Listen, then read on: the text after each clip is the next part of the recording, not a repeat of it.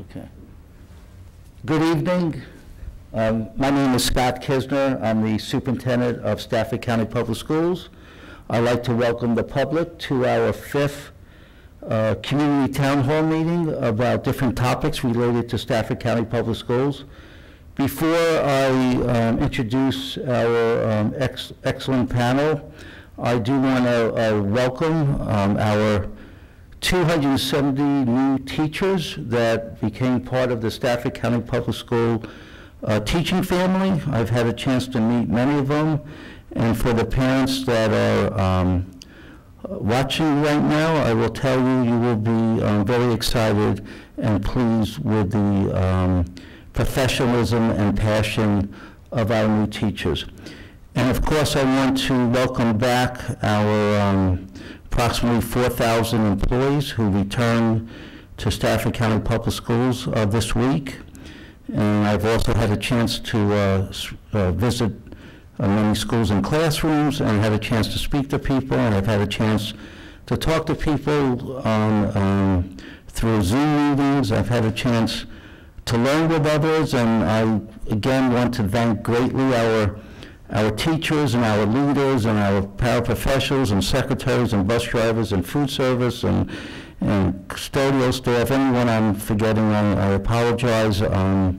It's been pretty amazing from my vantage point to watch how many people are preparing for the school year, and also recognizing that many of us are also learning.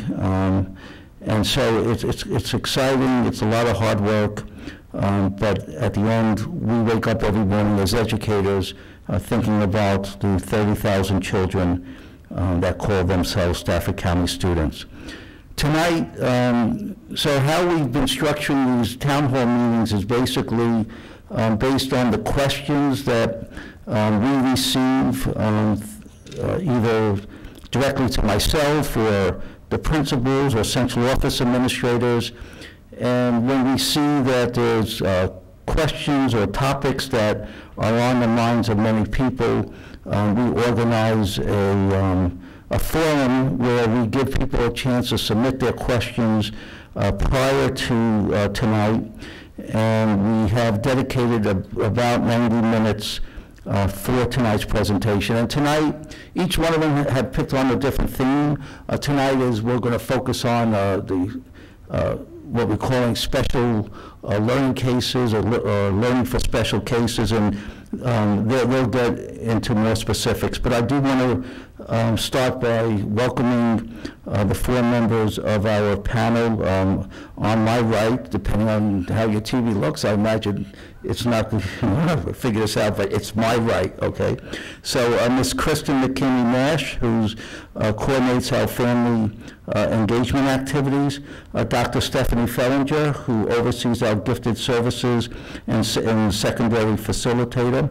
Lisa Yeski, who oversees our programs for students who are English is a second language for them, and who will be leading and facilitating tonight's panel is Dr. George Hummer, who's our Executive Director of Student and Special Services. So I first want to thank all of you for taking on this very important task. And I know Dr. Hummer is going to this evening also introduce other members of our staff here tonight to help share information with the public. So I am now turning it over to Dr. Hummer. Good evening, everybody. Thank you, Dr. Kisner, so much for that introduction. Really appreciate it. I want to welcome everybody who is tuning in, parents, community members, students, teachers. I want to thank everybody for taking time out of your busy schedules to be here today with us. We have a lot of information that we're going to be sharing with you, and hopefully we can alleviate any angst about the start of the school year. We have a mini presentation that we're going to get to here in a second, and we're then going to have questions at the end that were submitted by you all, and we're going to answer each of those questions individually. So before we get started, as Dr. Kisner mentioned, we do have some members of my department, Student Services and Special Education, that are here with us. I'm going to introduce them very quickly. I'm just going to go right around the room. We have Kate Johnson, who is our Supervisor of Student Services in elementary and preschool programs. Barbara Platt, our Assistant Director of Student Services and Special Education. Amy Horn, who is our new Supervisor of Student Services, very excited to have her for instruction and professional development. Annie Villanueva, who is our Supervisor of Student Services of High School Programs and Transition Services. And Megan Lawson, who is our Supervisor of Student Services of Middle School Programs and Related Services. And they're going to help me answer some of the questions that you all had submitted at the end of this presentation.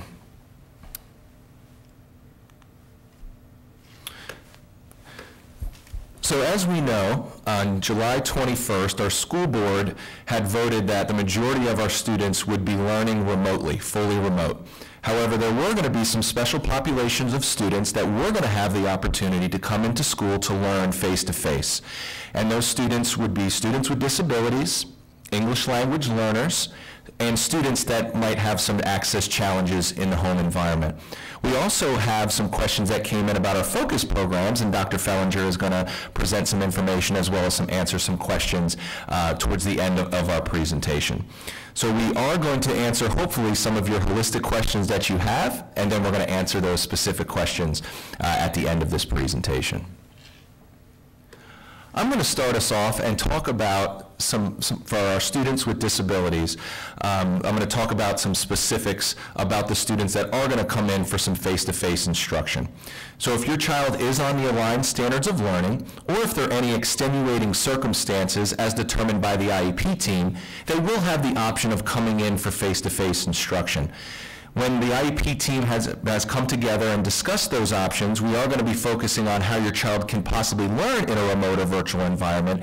And if they're not able to do so, the IEP team will discuss what those services and supports will look like if they did come into the school setting.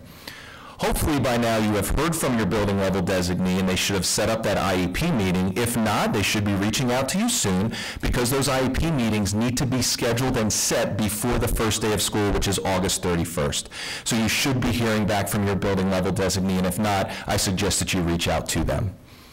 Also, for our students with 504 plans, those students will have access to their accommodations when they're working in a remote or virtual environment. And we had drafted a letter that the building level designees, 504 coordinators, will be sending that to you to outline that information. However, if you would like to set up a 504 meeting to discuss an extenuating circumstance, then I advise you to let your building level designee know so they can set up that meeting. But for the most part, the accommodations that are outlined in the 504 plan, your child will be able to access them in the remote and virtual setting. I have two other things I would like to mention. Our department and our team has worked very hard at creating parent modules that you will be able to access to work with your child in the home setting. So for example, communication supports, helping your child stay on task, working through developing strategies in regards to regulating your behaviors in the home environment, modifying materials. So we have a plethora of those modules that we're going to be sharing with you on an as-needed basis. So please talk with your building level designee and they can provide those modules to you. We're also going to have options and opportunities for you to get face-to-face supports from our teachers virtually, of course, if you have any questions or if you have any follow-up needs that aren't addressed in the modules that we provide to you.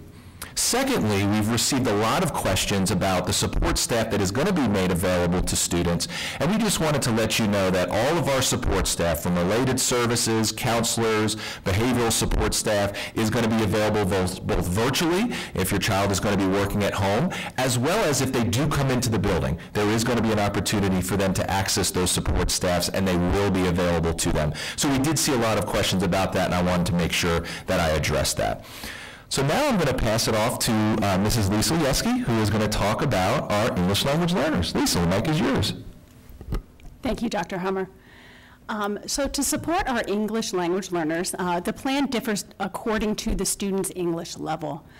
For our beginning English learners, those students are going to be invited to come into buildings for face-to-face support. Their ESOL teachers are going to be in contact with the families to extend that information and give more details. At the elementary level, those beginning English learners are going to attend their schools for ESOL support on the asynchronous learning days. The ESOL teachers will provide students with modifications and supports to help them access their content information while on site. At the secondary level, students are going to attend schools 4 days a week, so they'll be Tuesday through Friday, and they are going to be taking any L-specific, English learner-specific support classes face-to-face with their ESOL teachers.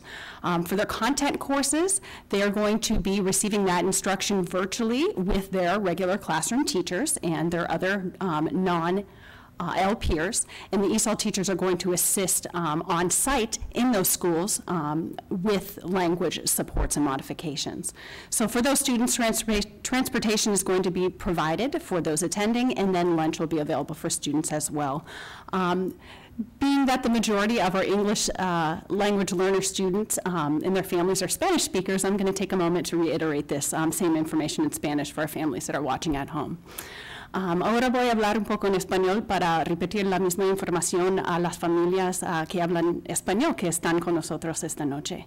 El plan para los estudiantes que aprenden inglés es diferente dependiendo del nivel de los estudiantes.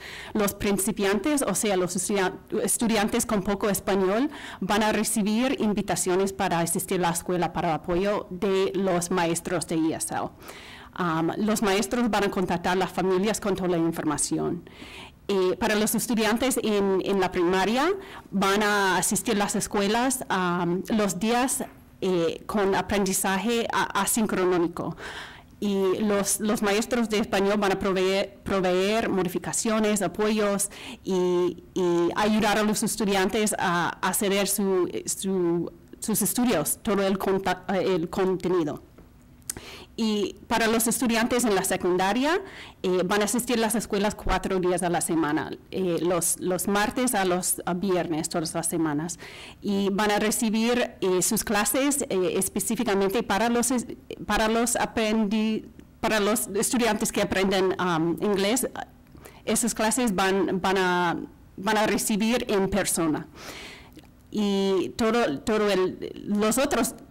las otras clases como los otros estudiantes van a recibir todo el contenido virtualmente con los maestros de matemáticas, de ciencias, de todas las materias, y los maestros de ESL van a estar ahí para apoyar y para asistir con las modificaciones. Y vamos a proveer transportación para todos los estudiantes que asistan a las escuelas, y también vamos a servir almuerzo para todos. Liesl, thank you very much. That was amazing. Now I'm going to hand it off to Dr. Fellinger, who is going to talk to us about our focus program. Good evening. Thank you, Dr. Hummer. So the elementary focus teachers will provide this year 45 minutes of synchronous learning opportunities to all of our identified and monitored gifted students. And these focus teachers will also work closely with those gifted students' classroom teachers during their synchronous instruction. For middle and high school identified and monitored students, they will also be cluster grouped when appropriate. The focus teacher will provide office hours to meet with students and provide asynchronous opportunities to support their achievement. If students or families wish to refer their child this year for gifted services, they should contact the school's gifted resource teacher in writing. Once the request has been made, the family will complete and sign a gifted referral form. Thank you. Okay, thank you, Dr. Fellinger. Next up is Kristen McKinnon Nash, who's going to talk to us about students that might be having some access issues at home. Thank you, Dr. Hummer.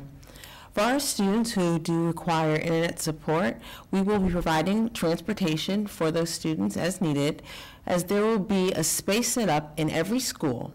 We are calling it an internet cafe, with all the mandated social distancing, where students can come in and get internet access. Students will need to bring their Chromebook. Stafford County Public Schools will provide headsets, or students can choose to bring their own. There will be staff members present to monitor and offer technical help if needed. Thank you. Okay, thank you, Mrs. McKinney Nash. Really appreciate that. So the last slide, and then we're going to jump into the questions, is we had you all submit questions to us that we take very seriously. We spent a lot of time reviewing those questions, and there were some common characteristics and similarities between the questions, so we combined some of those questions. If you did not hear your question tonight, we strongly encourage you to reach out to your building level administration or to one of us, and we'll be more than happy to answer your questions, as well as we are going to be putting these questions onto our FAQ document on our website, and you can access that at any time as well. Again, we take these questions very, very seriously. We want to make sure that we address all of them in a timely fashion. So we're going to go ahead and get started with these questions. For the first round, I'm going to have Megan Lawson come on up, and she's going to answer the first couple questions for us. Also, for the staff that is going to come up to the podium, please make sure you wipe it down when you're done, please. All right, Megan, thank you for being here. The first question is, what type of electives are available to students with an IEP on the virtual model? All electives that are available to general education students will be available to special education students. Thank you. Next question. How will paraprofessionals support our children? Paraprofessionals will continue to be an extension of the special education staff, so they will be able to work with students who come in for in-person instruction, as well as support the general and special education staff in a virtual environment. They can provide check-ins within the school day, as well as instruction with oversight from the general and special education staff. Lastly, they will also be joining virtual classes to support students as well. Thank you. Last question for you. One of the most valuable aspects of our autistic daughter's educational experience is the socialization factor in the school environment. How is the school system going to address this aspect of the teaching and learning environment? Great question. Students who will be working 100% in a virtual remote setting, most of their interaction with staff and other students will occur virtually. If your child's IEP determines it is appropriate for your child to come in for in-person instruction, they will have some interaction with other students, but they will also continue to have virtual interaction with students who are working in a virtual remote setting. Megan Lawson, thank you very much. Thank you. Okay, next we're going to have Kristen Nash answer a couple questions for us. The first question, what type of services and resources does Stafford have for families who speak other languages? The Welcome Center coordinates the interpreters to assist in meetings held by schools, coordinates the translation of all countywide documents, oversees the Family Resource Access Line, assisting in answering questions as they relate to school reopening, and guiding families through registration or connecting them to access technology resources in several languages. Great, thank you. Next question. Will students be required to take SOLs this year? We will be administering federal and state required tests, those being SOLs, VAP, VAP, and WIDA, W-I-D-A, this school year. The U.S. Department of Education has indicated that they do not plan to waive testing requirements. Based on this guidance from USDE, the VDOE has told all divisions to prepare to administer these tests. We are currently actively planning now to accomplish this in a virtual environment. Great, thank you. Last question for you. Will my child be penalized if he doesn't log in at certain times for live sessions? Or can he go on his own computer and review pre-recorded lessons? If a student is not able to attend synchronous lessons, they will not be penalized. However, there will be an expectation for them to access asynchronously that day and can be tracked by check-ins with building level staff. Great, thank you, Kristen. Really appreciate it. Now we're going to ask some focus questions. Dr. Fellinger? Yes.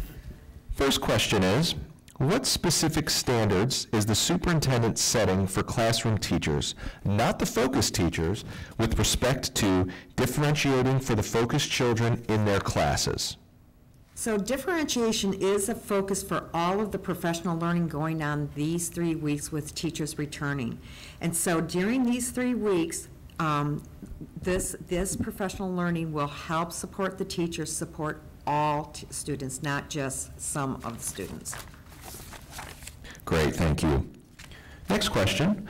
Will gifted resource teachers collaborate with classroom teachers in planning instruction for gifted students? So the focus teachers actually had an opportunity to work with content teachers this summer on the curriculum maps and the curriculum guides. And so they worked as a specialist in differentiating instruction for that core learning. They will also work collaboratively with grade level and content level teachers this year to ensure that all students receive extensions and enrichment activities and opportunities. Great, thank you very much. Last question for you for this round. We just moved to Stafford County on March 9th. My question is, will my daughter continue in the gifted program or not anymore? Okay, so identified students who transfer into our division will go through an expedited gifted identification process. And so the focus program will support the parents and the child going through that process, and they will be included in synchronous and asynchronous activities until a determination is made on their standing in this county. Great, thank you very much. All right, next we're going to switch it up and have Kate Johnson come on up and answer some questions for our students with disabilities. Kate Johnson, thank you for being here. Thank you, Dr. Hummer. First question. If a student selects virtual school and begins to struggle due to a learning disability, will they have the opportunity to change to in-person instruction? Yes, they will have the option. However, the IEP team should have considered all options and supports before considering coming into in-person instruction. Additionally, you as the parent can request an IEP meeting to discuss concerns and other possible options for your child. Great, thank you. Next question. Is there sufficient staffing for a child with a disability to have the same dedicated staff? My son has autism and ADHD, and if possible, he needs to have a familiar face as his teachers will be to assist him to stay on task. Yes, great question. Yes, there is a sufficient amount of paras for us to meet the needs of our students across the county. However, we don't dedicate one person to any one student in order to help that student, support that student to adapt to change. For students who benefit from structure and routine, we factor this in with preparing a student to work with a staff member they have never seen before. We have strategies such as social stories, front loading, and other supports to help students transition to different staff members if necessary. Great, thank you. That makes sense. Next question. How are you going to manage grading in this online environment when the entire online experience is heavily stacked against kids with ADHD and other disabilities? Communication and oversight is extremely important in this new learning environment for students. If a teacher and/or case manager notice that a student is not performing where they should be, the team should consider other supports and possibly setting up another IEP meeting to discuss other more extensive options. Great, thank you so much. Thank you. We're now going to switch over to a couple questions for Liesl and our English language learners. First question. How will students who do not understand English learn in a virtual environment? Okay, thank you. So students who are English learners in virtual environment, we are going to build some supports right into the Canvas platform for our students. We will also work to collaborate with the classroom and content teachers to make sure that we're providing modifications on assignments and all the linguistic supports that will help our students gain access to the content. Okay, great, thank you. Next question. I have heard that some English learners will be coming into school for face-to-face instruction. Can you explain who they are and what that learning will look like? Yes. So as I stated at the beginning of our presentation, our beginning level English learners will be invited in for some face-to-face instruction. Our more advanced English learners, they will receive all of their instruction virtually, again with those supports built in to the virtual environment for them. Okay, great. Thank you very much. All right, now I'm going to call up Annie Villanueva, who is our high school supervisor of student services, and I have a couple questions for you. Thank you, Annie. All right, really appreciate you being here. Yeah, of course. Thank you. First question. If a student did qualify for in-person classes, would that look similar to hybrid classes with 2 days a week in class and 3 days a week at home? Yes, that will be the starting point for students who will be coming into school for in-person instruction. However, if the IEP team determined that a student requires more than 2 days of in-person instruction to access their education, then the team would need to consider more than 2 days. Great, thank you. Next question. I cannot see my child even sitting down to watch a whole class online, so we're getting a lot of questions about this. How is that going to look for him? You and the IEP team need to discuss all options to support your child in the virtual remote learning environment. There are parent training modules as well as in-person training that we can provide you with supports to utilize in the home setting to help your child focus in a virtual remote setting. We can also provide asynchronous materials and supports to help ensure your child keeps up with the curriculum and instruction. Lastly, if supports and trainings didn't work, the IEP team should consider convening as an IEP team to discuss other options to include coming in for in-person instruction. Great, thank you. Last question for you. How does Stafford County plan to mitigate the obvious delta in equal educational opportunities for our special needs children? Virtual remote learning is going to look completely different for all students as compared to our initial closure in March. Students with disabilities will have ample opportunities to access their special education staff through synchronous and asynchronous learning opportunities, as well as we will be providing modules and face-to-face supports and trainings for parents to work with their child at home during this reopening plan. Furthermore, if the IEP team determines that the student can't access their education with these supports in place, these students have the option of coming into school for in-person instruction. Annie, thank you very much. That was very clear. All right, back to you, Dr. Fellinger. Yes. You ready? I'm ready. All right. First question. Will there be extra focus opportunities offered, such as middle school focus art? There absolutely will be middle school focus art. So the plan is right now that students are going to receive 1 hour twice a month of synchronous learning. They will also receive some asynchronous modules weekly to supplement their gifted program. Great, thank you very much. Next question for you. How will middle school focus students gain access to focus curriculum as they are in various classes? So the focus students will be provided support in their courses to extend and enrich their learning. There'll be actually modules there for them. They will be provided asynchronous opportunities and through a Canvas platform, and the secondary focus teachers will offer office hours so that they can meet and talk to the students to help with their academic achievement. Great, thank you. That was very clear. I appreciate that. Last question for you on this round. Students in second grade at Garrisonville take the COGAT test as part of the identification for gifted services. How will this be handled with students learning virtually? So we are going to postpone that second grade screener this year.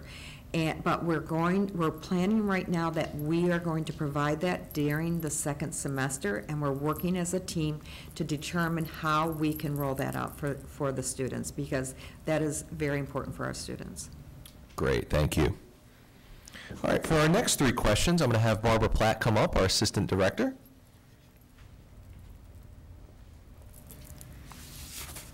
Thank you, Mrs. Platt, for being here. First question.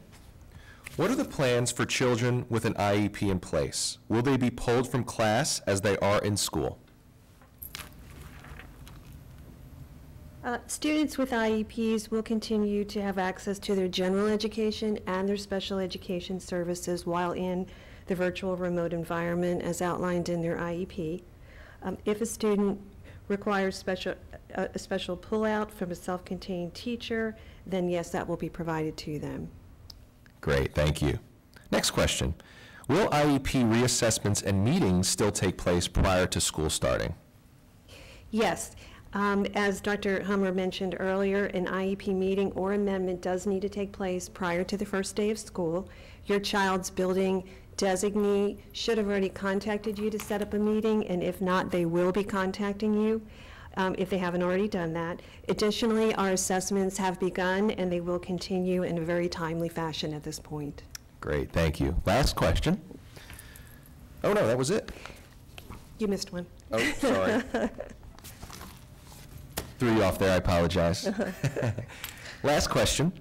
Will my student with an IEP be able to stay on the 100% virtual option for the entire school year as long as he or she is making sufficient progress? And that's a definite yes. At this point, 100% virtual option is available to all students for the remainder of this school year, and that includes our students with disabilities. Great. Thank you, Barbara. You're Really welcome. appreciate you being here.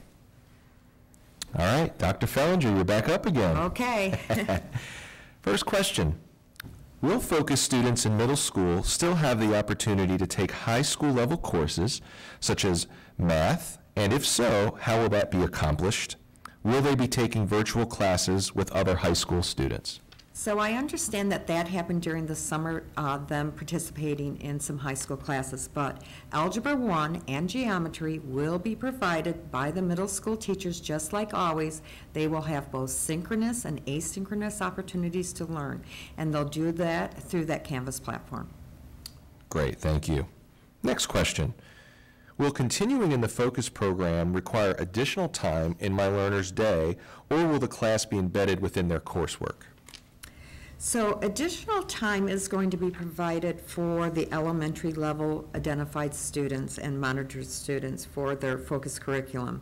The middle and high school students will receive support through opportunities of extension and enrichment lessons in the classroom teacher's Canvas platform. So there'll be some differentiated modules for them.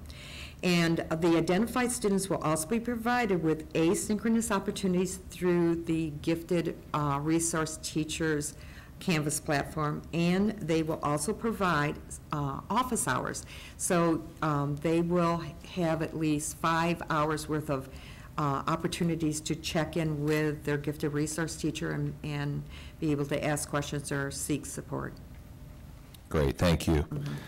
Last question for you on this round. Please explain the focus opportunities and programs that will be offered for rising 8th graders as related to Governor School, National Junior Honor Society, et cetera. Yeah, so our middle school program often provided lots and lots of opportunities for these students. And so we are working on that right now, trying to determine what is possible to do synchronously and what we're going to have to hold until we're back face-to-face in the classroom. So, but things like application processes to IB, STAT, CGS, those kinds of supports, we'll continue to provide them synchronously through those office hours, and asynchronously we'll push out resources for them to complete those applications. For the National Honor Society, I would suggest reaching out to the individual schools to see how they're going to handle that program this year. Great, thank you very much. For our next 3 questions for our special populations for students with disabilities, we're going to call up Amy Horn. Hi. Thank you, Amy. Appreciate you being here. First question, will the IEP meetings be virtual or in person? All meetings will be virtual unless there's an extenuating circumstance. Great, thank you. Next question, I wanted to know how my child's IEP will help me while he is at home. Will he still receive OT and speech services? If a parent requires any support to work with their child at home, we can provide face-to-face training or modules for specific areas of need. For example, if you need support with keeping your child focused, we can provide you with a parent module to keep your child on track and focused on any given task. Yes, all related services will be available, and those include speech and OT. Great, thank you. Last question for you. What is the plan for children like ours that require one-on-one in-person instruction to include speech therapy, which he was receiving all the years prior? In-person instruction is available to students with disabilities who are on the aligned standards of learning and for extenuating circumstances. The IEP team needs to discuss the 100% virtual options, training for parents, and other supports. And if those options are not appropriate for a student, then the team should consider in-person instruction. All related services will also be available for students to include speech therapy. All right, Mrs. Amy Horn, thank you very much. Really appreciate it. Dr. Fellinger, got some more questions for you. Okay. First one, will my focus students be working with the same teachers as they were before? Yes, they will, unless, of course, the teacher has retired. So a couple of our teachers have retired, so they will have new focus teachers in their building, but yes, they will have the same support. Great, thank you. Next question. How will gifted services be provided, and how will it transition when some students are potentially back in school later this semester? Will he receive the same services as his peers who are in the building? Will services be provided by the same instructor the entire semester? So this is similar to the previous question, right? But the plan is that these students will have the same focus teacher for the entire year.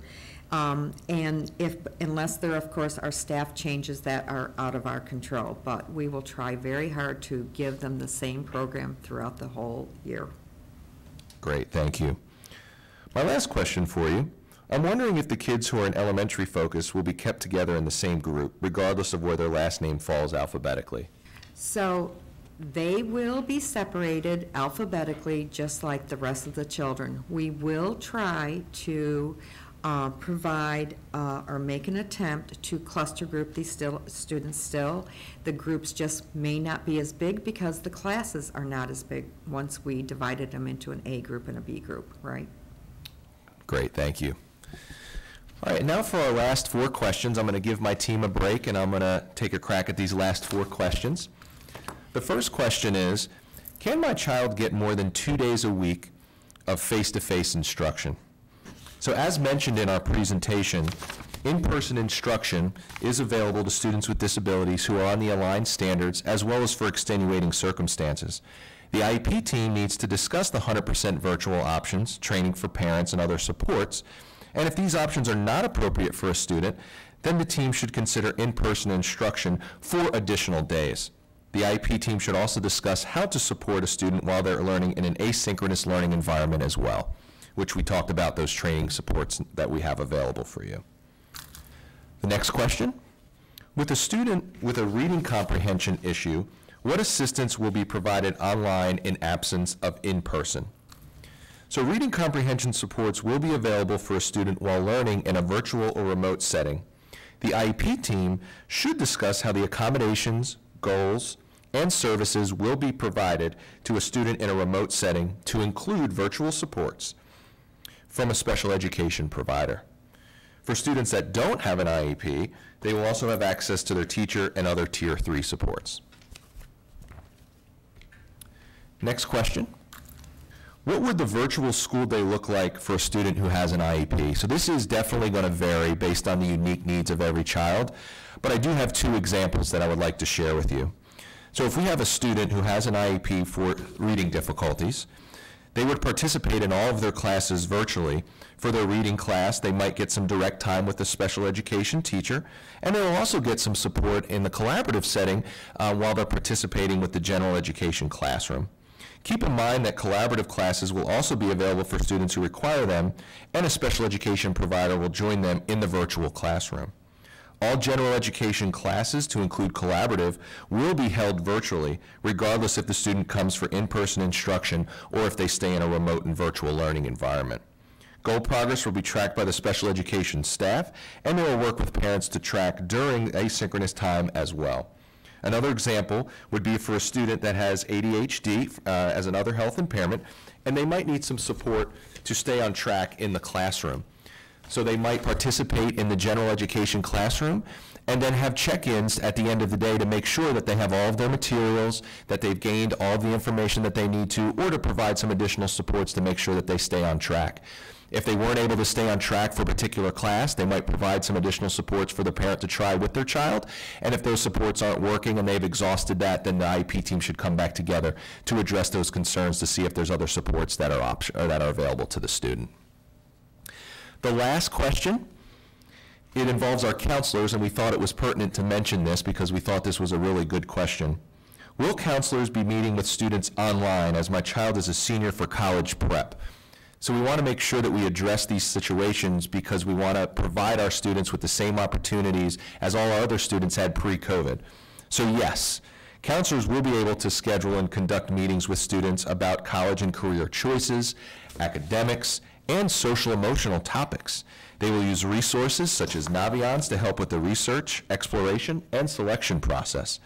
They will also be able to share scholarship information with students, and colleges will be sharing their platforms and strategies for virtual visits and recruiting with our counselors. So that will continue.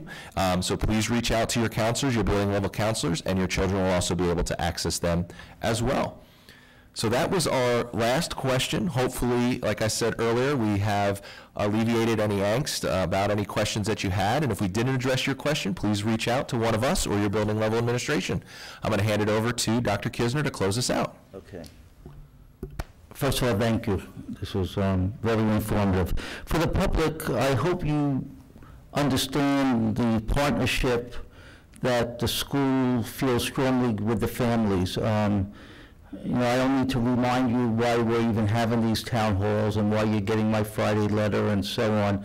You know, we're navigating a health crisis, COVID-19, and no community is immune from COVID-19, and our school system, our school board, I believe made the right decision that safety has to be our primary objective, and we are taking many steps to reduce, mitigate, or minimize the risks of the adults and children, the adults that are in our buildings, and the children of the some of the children that we talked about tonight as they slowly transition into our classrooms. I also want you to know that, you know, we talked about, I was quickly doing the math in my head, about 10,000 students tonight. When you look at, you know, how many students are served by the programs that we spoke about, it's not a small number. It's about 10,000 children. The compact between the family and school is what's going to strengthen our ability to meet the needs of your children and truthfully minimize this health risk. And I can't emphasize that enough. We could plan, and we are planning, our teachers, our paraprofessionals, our counselors, psychologists, everyone, our principals and so on, are taking the steps necessary to give your children as good of an education we could possibly offer under these circumstances. The training our teachers have been going through, we're all learning. This is what's been, in many ways, I think actually pretty exciting. We're learning something different. We're learning a different way to deliver information. We're learning about ourselves. We're learning about the importance of not forgetting about any child. And we're learning the importance of reaching out to our community as partners. And so for the spread in any community to you know, be minimized, we all need to practice, maybe practice is not the right word, we need to have daily routines where what we talked about in March, in my letters, and I've got to know many of you. I don't know who's watching right now, but I got to know many of you. I spoke to 2 parents today, and I continue, and tomorrow I'll speak to a few, and Friday I will have a Zoom chat with a few parents. And so I feel like, you know, one of the things I have benefited from is meeting new people and understanding each other. And I think every time we say goodbye on the telephone or click off on the Zoom chat, I think a partnership has been established. So the importance of washing hands, which we talked about, and the importance of having masks on, and the importance of social distancing, and the importance that if your child is not well, is not feeling well, that they don't enter our schools. And this will be true for the adults that are my staff or our staff and the parents that might come to visit. If you're not feeling well, we want you to get better, but we want you to get better in your own home. So, so we take it very serious, but we also know we can't do it alone. And I greatly appreciate, I know there's differences out there of our decisions and what is the best path forward. I think I have been consistent. I believe the school board has been consistent.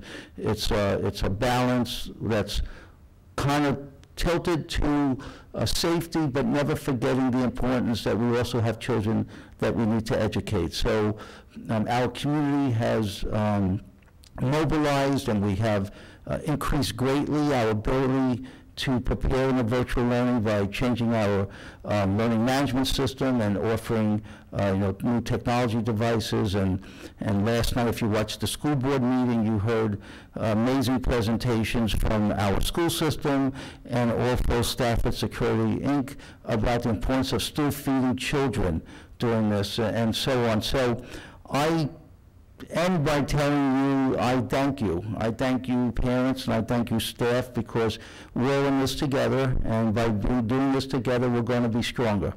And we're going to learn from each other, and I guess if there's any requests I would have for the parents who are listening, is to ask the questions, absolutely. Question when you don't understand something.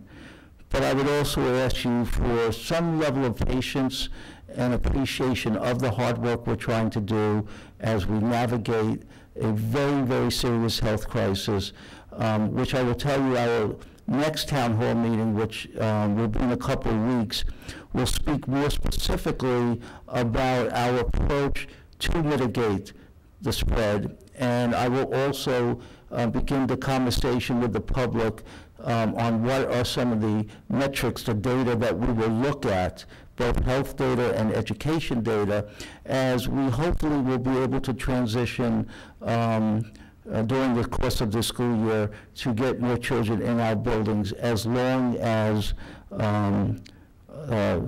we could determine that we're not going to put people at risk. So again, I thank all of you. I thank my colleagues behind us. And I just wish everyone a great evening, and I look forward to my next letter that you will get on Friday, and I'm sure people will wait anxiously by their computer to click it on, and because I know as soon as you get it, I end up getting a lot of emails, so I appreciate it. Everyone have a good night. Thank you.